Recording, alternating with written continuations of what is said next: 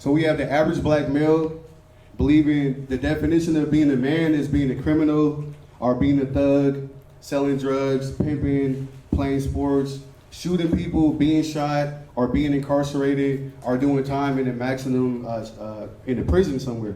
Like my brother and I, we went out to Pendleton, Oregon. It was about 2 or 3 weeks ago. I have a little cousin. He's 21 years old, and he just got sentenced to 15 years of prison. Inside that same prison, my other cousin is with him. He served 17 years in prison. And then Kobe, his name is Kobe, then his dad is also being sentenced to prison for pimping. So these are 3 family members in one prison that I had to go visit a couple weeks ago, and it kills me that I had to go visit them. I've never been inside a jail before, so I had to go inside. They patted us down, took our ID, took our cell phone, and the gate closed behind us. I feel like I was in jail. Like, it was a scary experience. And my cousin is intelligent. When he was 17, he graduated high school. My brother and I were doing motivational videos. We were rapping, and we tried to include him in it. And I asked him a question. I said, "Hey, Cuddy, what do you want to be like? Like, what's your ultimate goal?" And he said, "I want to be a criminal." I was like, "A criminal?"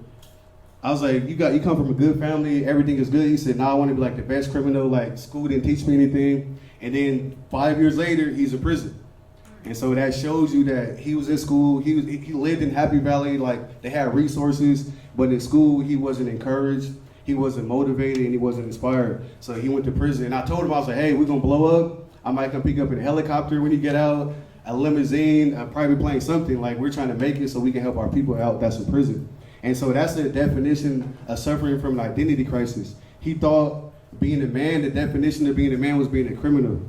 But the definition of being a man is taking care of your family, being responsible, and helping out your community. So I tried to tell him that, and we were with him a week before he got arrested. And we were shooting a hip hop video at my brother's house, and he was working with us, holding the camera. Then a week later, I called my aunt, and he's in prison. And now he calls us every couple of weeks. We talk to him, we go visit him, we go encourage him. And it's a long drive. It took us 3.5 hours to get there, 3.5 hours to get back. So that's 7 hours out of my day. And my brother and I are the only black people in there trying to visit and trying to help people. And these are the future of America.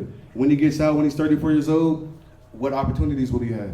Hopefully our company blows up enough and we can hire him, he can work for us. But that's why I'm trying to encourage you guys with real examples and real stories about what's really going on out here. So mind you, I ran away at 16. My brother got murdered at 17. My cousin Kobe's in prison serving 15 years. My cousin Jason is serving 17 years. And Kobe's dad, we don't know how much time he's getting because he was pimping, so he might be doing 15 to 17 years.